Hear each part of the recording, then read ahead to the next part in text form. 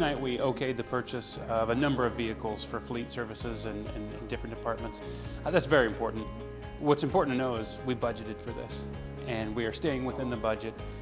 It's always important to forecast that we're going to have these needs, and as with some other vehicle purchases we've made, sometimes it takes a while. So people might forget that this has been budgeted, and tonight is pretty much a procedural because we knew this was coming a year ago. We made these plans, and tonight is the night that we get to say we're okaying the actual purchase.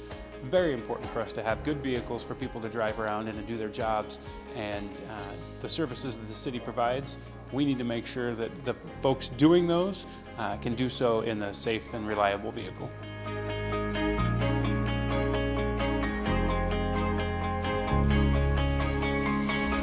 So I've been on the council for 2 years, and I think we've been talking about these P25s for 2 years. I would say every third meeting we have a conversation, it seems like, about P25s. I'm so glad that we've come to an agreement and we've finally found a way to make this happen.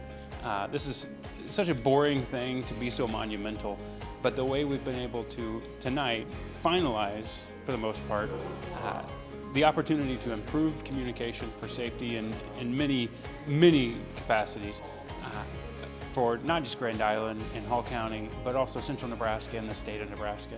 And to be able to connect and share that service with some other partners, it's really a great thing for us. I'm so glad that we were able to make this happen, finally.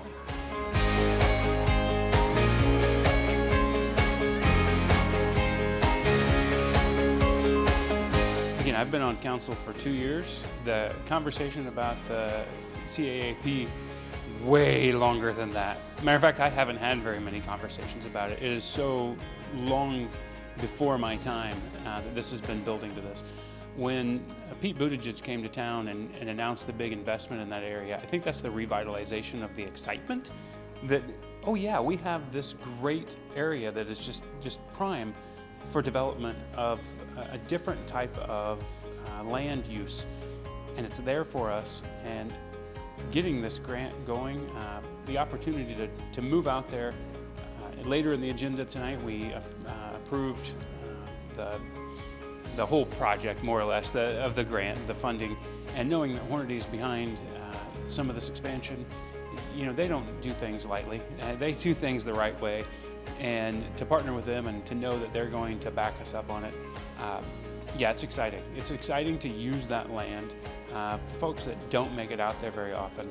It might seem like, well, it's just barren out here, right? There's old barracks-looking buildings and weird little huts and bumps and bruises all over.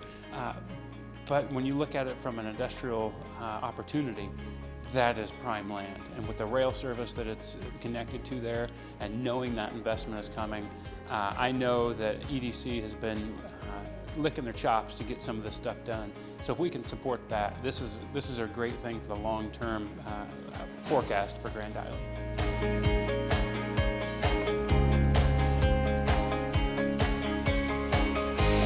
I said this when we approved it the first time. As the grandson of 2 grandfathers that served, the son of a member of the Air Force, a brother of an Air Force member, and the father of an Air Force member, who's done nothing myself to serve, is the easiest thing for me to do, to say, yes, let's honor them. And that was before we saw them up. Having had them up and just being able to drive through and see those names and those banners, that's a lot of pride for our community. As I said in the meeting tonight, my son would never allow me to put his photo up on one of those banners, and I will respect that, but it is such a cool thing. My wife runs Capital Avenue a couple days a week, at least, and she has said many times, it's pretty neat to look up and just know that we honor those who serve in this community. And that whole block, that whole corridor, it's phenomenal. The flags, the banners, the cemetery, the club at the corner, the new memorial that just came up. It's beautiful when the flags are all up there on the corner of Broadwell and Capitol. But to know that we're going to continue these and 2 more block zones, we're really going to make an impact. And as the gentleman said tonight, he went and saw these in Gretna and said, well, we need those. When you leave our community and you're thinking, that's a town, Grand Island, who respects their veterans and their military, that's a great thing to be known for. You know, it's a little thing for us. That group, the Hometown Heroes group, has done so much to raise the money, to raise the funds, to do the project, to get them installed, that it makes it easy for the city to say yes on this. You know, we're not going to be able to say yes to every committee that wants to put things on banners, because not every committee is going to do the work that this one did. And I am okay saying that. If you come with as much work and much funding and support as this group did, we're going to listen to you. But I find it hard to believe that anyone's going to do the work that this group did. Easy to say yes tonight.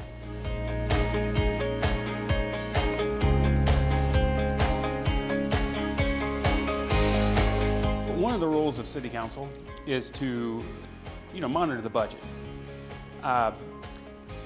I run a business, and I'm pretty good at the numbers we put out, but we don't do anything like the scale of the city of Grand Island. And I will feel a lot better knowing that we are doing the best we can on our bonds and a lot of our finances to have some outside support. The flat number that we have to pay for the retainer at $75,000 honestly is a steal. When you're looking at a financial expert that will be on call when we need them 24/7 for as long as this contract goes. Then we've got a pretty good rate going for the actual purchases we do of bonds and the sales of bonds. That is all over my head, but I will tell you, this type of expert on your side is a good thing, and the price we're getting is going to save Grand Island money in the long run. So I think Patrick Brown has done a great job finding this, making it happen, and I'm excited to see when we expand Grand Island, the number of projects we have going. I'm excited to see that we're going to do it the most fiscally responsible we can, which is what Grand Island wants from us. So this is something that I was definitely for.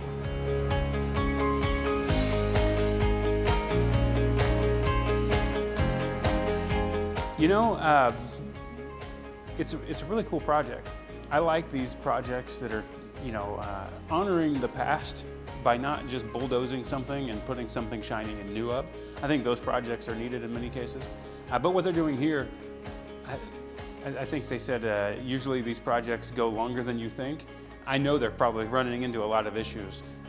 We shouldn't stand in the way. It's 12 feet by 50 feet or something like that. It's in the middle of their property. This is a no-brainer. They're going to put in ADA accessibility and an elevator. Those are things that need to be done. They're not asking us to pay for those things. We just want to give them the land that's in the middle of their property to do so. And this is easy. The city government should not make this one difficult. I've actually talked in this answer to this question longer than we should even think about this. City government should get out of the way in a project like this, and we did.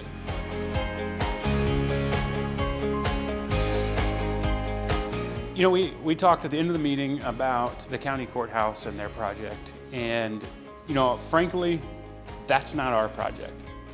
What we did tonight was not put our stamp of approval on anything. We just said they're doing a project there. They have asked us for the right-of-way of that road of 1.5 blocks, more or less, of Pine Street. The only time I ever use Pine Street is to go to the courthouse. I know some people use it, but in the report we heard tonight, not very many people use it other than that. And again, it's not our stamp of approval on what project is the right thing for the courthouse, for the county to decide. We've just made it logically the easiest way for them to do something. It's the smart thing to do.